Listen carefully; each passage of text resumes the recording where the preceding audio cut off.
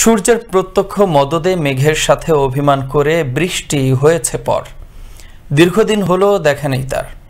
আর এতে তাপদাহে রংপুর পড়ছে দিনভর। বৈশাখীর ঝড়ও উঠছে না আকাশের বুকে। বেলা বাড়ার সঙ্গে সঙ্গে হাঁসফাঁস করা শ্রমজীবীরাও তীব্র গরমে অতিষ্ঠ। তবে সহসাই আশার আলো দেখার কথা জানাতে পারেনি আবহাওয়া অফিস। রংপুর থেকে মাহফুজ আলম প্রিন্সের পাঠানো তথ্য ও ছবিতে থাকছে বিস্তারিত। সারা দেশের মতো উত্তরের জেলা রংপুরেও চলমান তাপপ্রবাহে হাঁসফাঁস অবস্থা মানুষের। প্রখর রোদে অতিষ্ঠ জনজীবন, নেই বৃষ্টি, গরমের মাত্রা হচ্ছে অসহ্য। নাভিশ্বাস উঠেছে রংপুরের শ্রমজীবী মানুষের জীবনে। সূর্যের প্রখর তাপে ঘর থেকে বের হতে পারছে না শ্রমিক ও দিনমজুর সহ খেটে খাওয়া সাধারণ মানুষ। তবুও সংসার চালাতে বাধ্য হয়েই কাজে যাচ্ছেন তারা।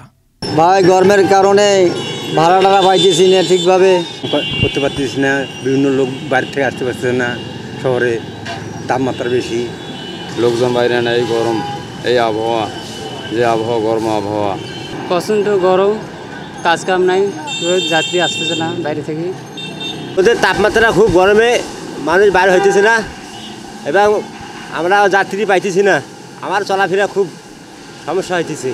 মার্চ জুড়ে রংপুর অঞ্চলে অস্বাভাবিক আবহাওয়া বিরাজ করছে। মৃদু তাপপ্রবাহ ও গরম বাতাসে তাপমাত্রা বৃদ্ধি পাচ্ছে।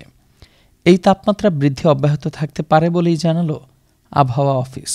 এই সময়টাতে বে অফ বেঙ্গল থেকে অর্থাৎ সাউদার্লি বা সাউথ ওয়েস্টার্লি বাতাস এসে জলীয়বাষ্প নিয়ে আসে বৃষ্টিপাত ঘটানোর কথা।